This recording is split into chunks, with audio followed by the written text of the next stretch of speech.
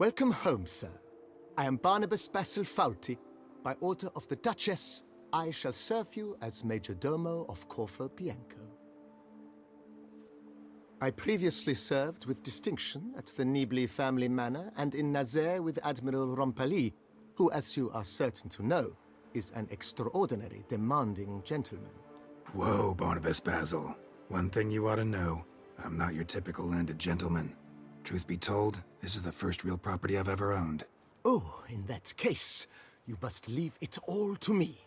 I shall organize, see to everything, and whip the house into order. I dare say this place will soon be the most prosperous vineyard around. Great. Can already see I'm in good hands. Vineyard comes across as a place with a rich history. Know who owned it before me? Baron Rossel, who went bankrupt, forcing him to sell the estate to the Duchess. The Baron, in turn, had purchased it from Monsieur Bolius of the Headsman, a truly colorful man of Ketweni origin. He was actually a headsman? No, not him, but his great-great-great-great-grandfather. Indeed. Apparently, he was a common cutpurse who somehow secured for himself the post of ducal headsman in Beauclair. Went about his work with an exceptional penchant. They say he chopped off more heads than there are grapevines in the ducal vineyards. He never hesitated, not once. Never sliced unevenly, never botched a job. For his exemplary service, the Duke granted him a title and this estate. Monsieur Bolius, on the other hand, was an engineer in his younger years. Once retired, he settled here and took to producing wine.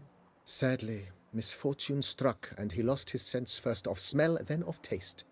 Additionally, he could not drink alcohol. His medic forbade it. Shame that. He gave up making wine? Not at all. He made even more of it.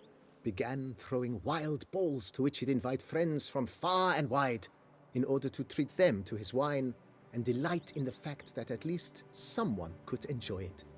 It's the sort of man he was, Monsieur Bolius. Mind giving me a little tour de Corvo Bianco? Not in the least. Follow me, please. I think it would be practical to begin on the hill.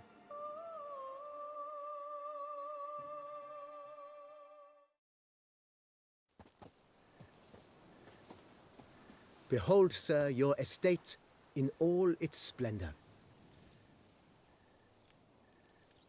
Pretty vast. Indeed. And now, sir, allow me to show you a handful of interesting details. Follow me, please. Been a major domo all your life? Yes, I come from a long line of major domos. My father was a major domo, as was my grandfather before him, as was my great-aunt. In fact, she was the one to start the tradition. Great-aunt? A hard woman. It is said that already as a child, she knew where she was going and went there. When she arrived in Beauclair, she signed on as a chambermaid at one of the vineyards, then slowly worked her way up to Major Domo. She dragged the rest of the family up the same path. Even a horse drops if you ride it with a constant gallop. A man who The servants' quarters. I occupy the green home. With the Duchess's permission, I have hired a full staff. Their salaries to be paid from the ducal treasury. Nice of her. Not the most sightly part of the estate, I admit. But I think it's worthwhile for you as master of the domain to know where the help stays.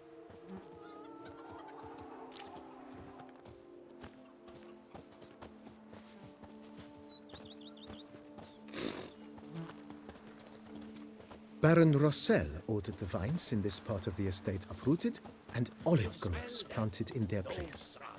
They look beautiful, especially come spring. Don't look at all bad now, either. Then give my wife a good long night. Down below lies your vineyard, where we grow a strain of Carfanere, one of the world's oldest. Aged in oak barrels, it provides for an exquisite wine with distinct blackberry, wild cherry, plum, and cinnamon notes. Marvelous. Have to try it one of these days. This heard of a wine who steals little ones, grinds their bones to flour, and Nice well. gingerbread biscuits. Picturesque. Yes, though it ran dry long ago. Repeat after others. During the raucous feasts Master Bolius held, he would order it filled with wine. There's a tale about a guest attending a Bolius ball for the first time and thus unaware of the custom. He had suffered great heartbreak and had decided to end his life by jumping into the well. The festivities were coming to a close, and the well was nearly empty when the suicidal guest finally jumped. Instead of killing himself, he merely broke his legs. To numb the pain, he drank the wine. Drank himself to death? Not at all. When found the next day, he had concluded he'd witnessed twin miracles. The water had been changed into wine, and he had survived. He retired to a monastery in the Dragon Mountains and began preaching the wisdoms of Lebioda.